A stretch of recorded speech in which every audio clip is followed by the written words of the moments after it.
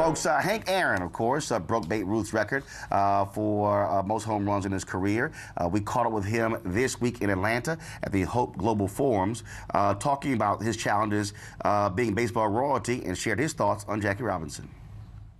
Saturday, 7th anniversary, Jackie Robinson, Major League Baseball, 20th anniversary of them retiring his number in all of Major League Baseball. Just finished reading his book, I Never Had It Made.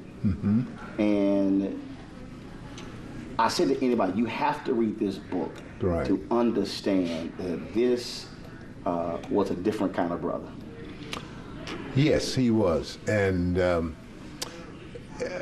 now that we're talking about it, you know, they're getting ready to erect a statue of him in Los Angeles Saturday. It just so happened that I've gotten 3 or 4 calls, and I've just wishing, trying to figure out a way that I can be there. And Rachel, who doesn't travel that much, is going to be there with him, you know, going to see that the statue be erected. So I am very proud. And, you know, the thing I think that I think about with Jackie Robinson and the thing that he went through, it wasn't just baseball, hitting the baseball, but he had to be such a gentleman off the field. I mean, they expected him to walk on eggshells, you know, really. And his inner self, though, was one always to fight back. Yeah, well, that's right. So to temper that. Yes, yes. The last time I saw Jackie, of course, was at, I believe it was in Cincinnati, when he made a statement and said, I'll be more happier than anybody in the world if I can see a black man at least coaching third base. So those are the things, and those are the things that really made me feel like I was walking in the footstep of a giant. Jack Robinson went through a lot. You went through hell breaking that Major League home run baseball record. Yes.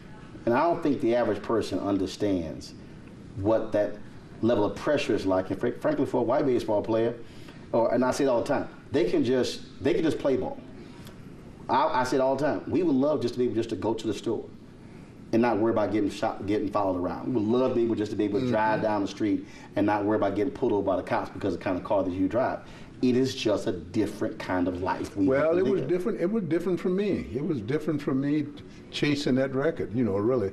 You know, you'd think that the only thing I was doing was bringing a little pleasure to people's mind. You know, enjoying a baseball game, and yet I had to have 2 or 3. Maynard Jackson, who was a mayor at that time, fixed me with 2 detectives that was with me all the time. Half the time I couldn't stay at the ballpark. I had to stay in a hotel room all the time. I had to have Casanova, who was a friend of mine, to bring food to me in the hotel. So yes, things were a lot different for me than they would be for, say, I say this, and no pun intended, like Pete Rose was going after the record. He enjoyed it. I didn't have any enjoyment when I was going after Babe Ruth record, because every letter I received, people were threatening me and doing all these things. So I had to worry about staying alive or doing some other things. Jackie Robinson retires, goes into business. You finish playing, go into business.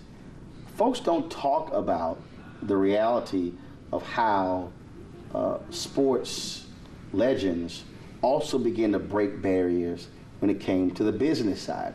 Because up until the early 1970s, African Americans were not allowed into corporate America. Well, you're absolutely right. And I'll tell you how I got into it, really. I was traveling on a plane one day, and I happened to be on the same plane as Mr. Frank Bellotti, who owned Church's Chicken at the time, who was involved in Church's Chicken. And he asked me, did I want to go in business? I said, yes, I'd love to. He said, well, what, do you want to open up a restaurant? I said, yes, just give me an opportunity. And it's like anything else, you know, all we want to do is just give it a chance and make the playing field a little level so we can have the same opportunity as you had. Just give us a shot. That's all we want. And I said, just give me an opportunity. He said, do you know anything? I said, I don't need to know it, just give me an opportunity to do some things that I wanted to do. And he did.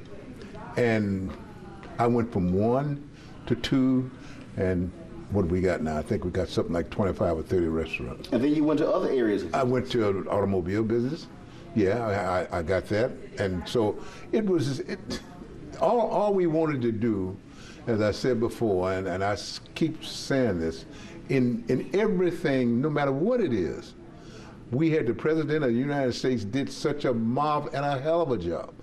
And there is absolutely no reason that we can't do anything that we want to do once the playing field get level and we can have an opportunity to do those things.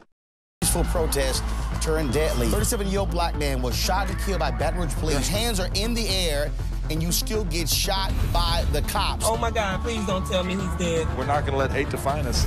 Race is a big part of this. If truly all lives matter, then all lives need to matter equally. What we require is action. What we require is accountability. We understand that black lives do matter, and we will keep focused on this issue. NewsOne Now, every weekday morning at 7 on TV1.